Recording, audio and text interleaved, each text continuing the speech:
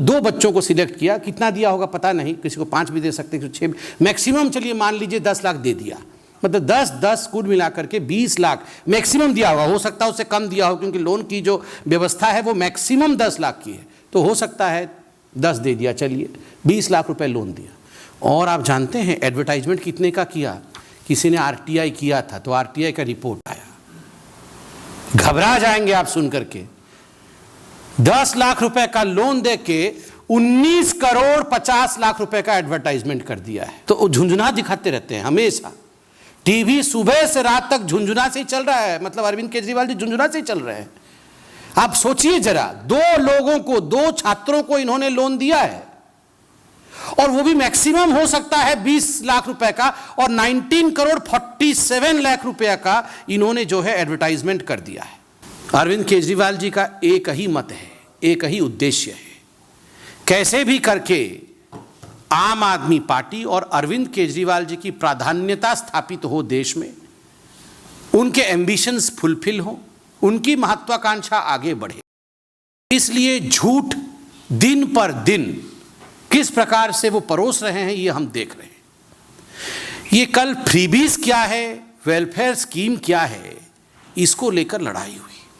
Freebies क्या है और वेलफेयर स्कीम क्या है, बेनिफिट क्या है? देखिए, बेनिफिट का अर्थ होता है कि एक टारगेटेड ग्रुप को, एक टारगेट ग्रुप है जो इकोनॉमिकली आर्थिक दृष्टिकोण से कमजोर है, उसको सबल कैसे बनाया जाए, उसको आत्मनिर्भर कैसे बनाया जाए, उसके अपने पांव पर वो ग्रुप जो है वो खड़ा हो सके। एक टारगेट ग्रुप के लिए काम करना, उसके लिए गवर्नेंस करना, उसके लिए विषय भेजना, ये बेनिफिट है, ये वेलफेयर स्कीम है। मगर जो फ्रीबीज होता है वो गरीब के नहीं होता है, वो सबके लिए होता है।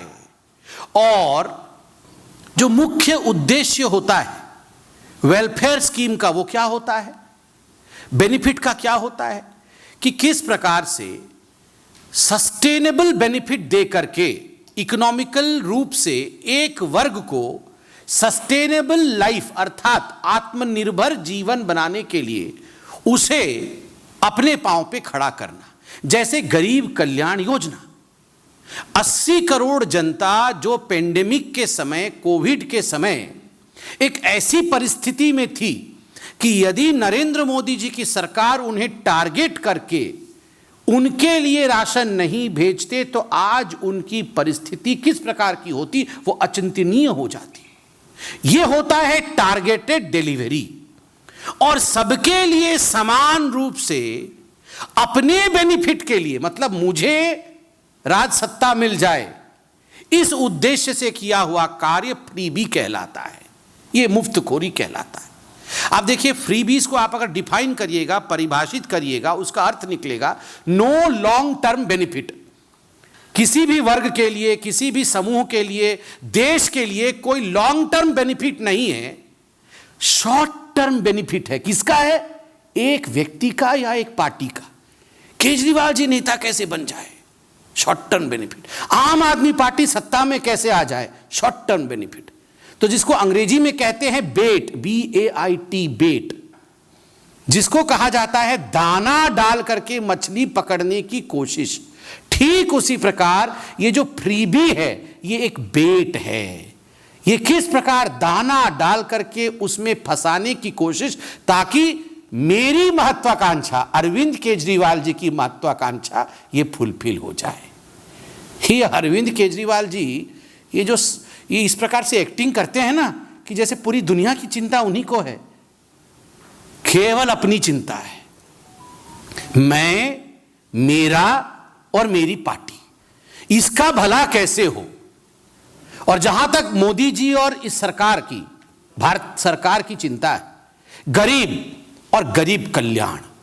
जो गरीब है, इसीलिए तो आज गरीबी रेखा के ऊपर भारतवर्ष में गरीब उठ पाया है। इसका जो विवरण है ये आज यूनाइटेड नेशन दे रहा है। ये विषय आज विश्व के पटल पे चल रहा है कि नरेंद्र मोदी जी की 8 वर्ष में होते हुए अति गरीब लोग जो थे उनकी संख्या में वृद्धि नहीं हुई, और गरीबी रेखा से ऊपर जो लोग थे, जो नीचे थे, वो आज ऊपर हुए। ये होता है टारगेटेड। और मैं अब अरविंद केजरीवाल जी का एक बहुत गंभीर विषय पर पोल खोलने वाला हूं। एडवर्टाइजमेंट करने में अरविंद केजरीवाल जी, उनसे आगे कोई नहीं जा सकता। कैसे गंभीर सा चेहरा बना करके आप याद करिए, वो निकलते हैं टीवी पे। सुबह टीवी ऑन करिएगा तो केजरीवाल जी आपको नजर आएंगे, दोपहर को केजरीवाल जी, और शाम को भी। मतलब पूरा दिन टीवी पे रहने वाले केजरीवाल जी कैसे पैसा खर्च करते हैं, मैं आपको एक उदाहरण दे रहा हूं। 2015 में अरविंद केजरीवाल जी की सरकार एक योजना लेकर आए कि हम शिक्षा को लेकर बहुत गंभीर है, इसलिए दिल्ली उच्च शिक्षा और कौशल विकास गारंटी योजना, ये मनीष सिसोदिया जी जो उनके मंत्री हैं, तो जो अभी घोटाला किया था ना एक्साइज वाला, वही मनीष सिसोदिया जी। तो ये मनीष सिसोदिया जी 2015 में एक स्कीम लाए अरविंद केजरीवाल जी कि हम जो है बच्चों को लोन देंगे, और बच्चे जो 10वीं और 12वीं में हैं ये लोग लोन लेके बिना गारंटी के, कोई गारंटी नहीं, कुछ नहीं, कोलैटरल नहीं, कुछ भी नहीं, हम दे देंगे 10 लाख का लोन देंगे एक बच्चे को, और ये सब उच्च शिक्षा में जाएंगे। और इस साल 21-22 में 89 ऐसे छात्रों ने इस योजना के अंतर्गत अप्लाई किया कि अरविंद जी हमें लोन दीजिए, आपने कहा था। तो 89 में से अरविंद केजरीवाल जी ने बहुत अध्ययन किया, मनीष सिसोदिया जी ने अध्ययन किया, बहुत अध्ययन करने के बाद 2 लोगों को लोन दिया। मतलब इतने लोगों ने अप्लाई किया, इनको केवल 2 लोग दिखे कि 2 लोग ही दे सकते हैं, काबिल हैं। तो 2 बच्चों को सिलेक्ट किया, कितना दिया होगा पता नहीं, किसी को 5 भी दे सकते, किसी को 6 भी, मैक्सिमम चलिए मान लीजिए 10 लाख दे दिया। मतलब 10 कुल मिलाकर के 20 लाख मैक्सिमम दिया होगा, हो सकता है उससे कम दिया हो, क्योंकि लोन की जो व्यवस्था है वो मैक्सिमम 10 लाख की है, तो हो सकता है 10 दे दिया, चलिए 20 लाख रुपए लोन दिया। और आप जानते हैं एडवर्टाइजमेंट कितने का किया? किसी ने RTI किया था, तो RTI का रिपोर्ट आया, घबरा जाएंगे आप सुन करके। 10 लाख रुपए का लोन देके 19 करोड़ 50 लाख रुपए का एडवर्टाइजमेंट कर दिया है। 50 लाख 19 करोड़, हाँ, जितने का बबुआ नहीं उतने का झुनझुना, हाँ, जितने का बबुआ नहीं उतने का झुनझुना, संजय जी बोल रहे हैं। तो वो झुनझुना दिखाते रहते हैं हमेशा, टीवी सुबह से रात तक झुनझुना से ही चल रहा है। मतलब अरविंद केजरीवाल जी झुनझुना से ही चल रहे हैं। आप सोचिए जरा, 2 लोगों को, 2 छात्रों को इन्होंने लोन दिया है, और वो भी मैक्सिमम हो सकता है 20 लाख रुपए का, और 19 करोड़ 47 लाख रुपए का इन्होंने जो है एडवर्टाइजमेंट कर दिया है। पूरा उसका विवरण कितना कितना एडवर्टाइजमेंट दिया है इसमें है। इलेक्ट्रॉनिक मीडिया में 18 करोड़ 81 लाख 618, प्रिंट मीडिया में 47 लाख रुपया, ऐसे करके इन्होंने इतने का एडवर्टाइजमेंट दिया है। आपको याद होगा बीच में अरविंद केजरीवाल जी आते थे एक टीवी में, आज से जब कोरोना चल रहा था उसके ठीक पहले आते थे, और कहते थे बहुत प्रदूषण है तो जीवन खराब हो जाएगा, तो हम एक बायो डिकम्पोस्ट केमिकल ढूंढे हैं। बहुत रिसर्च किए थे अरविंद केजरीवाल जी पूसा में बैठ करके, और उसके बाद उन्होंने कोई केमिकल ढूंढा था। उन्होंने कहा था मैं केमिकल छिड़क रहा हूँ, ये केमिकल छिड़कने से पूरा जो दिल्ली है वो प्रदूषण मुक्त हो जाएगा, और हमने कर दिया है, छिड़क दिया है सब जगह केमिकल। बाद में मालूम पड़ा कि 60 लाख का ये जो एक्सपेरिमेंट करके क्या निकाला था केमिकल, ये 60 लाख रुपए का केमिकल था, और उसमें 24 करोड़ रुपए का एडवर्टाइजमेंट था। 60 लाख रुपए का केमिकल बनाया, और सुबह से वो टीवी पे मैं छिड़क रहा हूं करके 24 करोड़ रुपए छिड़क रहा हूं करके खर्च किया। 2 बच्चों को यहां पर लोन दिया, और 19 करोड़ रुपया से अधिक खर्चा किया है, 19 करोड़, ये बताने में कि मैंने लोन दिया। ये अरविंद केजरीवाल जी की कहानी है, और सुबह से शाम तक ये फ्रीबी कर रहे हैं। He is just an election bee मतलब BEE, मधुमक्खी। मतलब जैसे ही इलेक्शन आएगा भन बना करके झूठ बोलना और पूरे माहौल को खराब करना कुछ नहीं, केवल एडवर्टाइजमेंट करना, यही उनका विषय है। आज इतना ही था। आज अरविंद केजरीवाल जी ने यह भी कहा है, उन्होंने कहा है कॉरपोरेट टैक्स जो है ये बढ़ा रही है भारत की सरकार। एक तो अरविंद केजरीवाल जी, आप तो इतने पढ़े लिखे व्यक्ति हैं, आपको वेव ऑफ और राइट ऑफ में फर्क नहीं पता है। आप बोल रहे हैं कि बहुत अमीर साथियों का 10 लाख करोड़ रुपया का जो है लोन मोदी जी ने राइट ऑफ कर दिया, मतलब माफ कर दिया। अरे राइट ऑफ और वेव ऑफ अलग होता है। जनता जनार्दन जरा भेजिए इनको चिट्ठी लिख के कि राइट ऑफ और वेव ऑफ में क्या फर्क होता है। जब राइट ऑफ होता है तो कॉलम चेंज होता है, RBI की गाइडलाइन है, मतलब जो लोग पैसा लूट रहे थे, जिन लोगों ने पैसा लूटा है, किस प्रकार से उनसे बकाया लिया जाए, किस प्रकार से उनसे पैसा वापस लिया जाए, उसको राइट ऑफ कहते हैं, मतलब प्रक्रिया चालू है। इसीलिए तो यूपीए एरा में जिन लोगों ने एनपीए किया था, आज वो सारा पैसा वापस लाने का काम नरेंद्र मोदी जी की सरकार कर रही है। और कॉरपोरेट टैक्स को लेकर इन्होंने कहा कि कॉरपोरेट को बेनिफिट दिया जा रहा है। अरविंद केजरीवाल जी, आपके ज्ञान के लिए, जो फाइनेंशियल ईयर 2018-19 था उसमें corporate tax collection 6.63 lakh crore का था और फाइनेंशियल ईयर 21-22 में 7.1 लाख करोड़ रुपए पेंडेमिक होने के बावजूद कॉरपोरेट टैक्स देश ने कलेक्ट किया है और ये पैसा गरीबों के लिए इस्तेमाल होता है। इसलिए झूठ बोलना बंद करिए।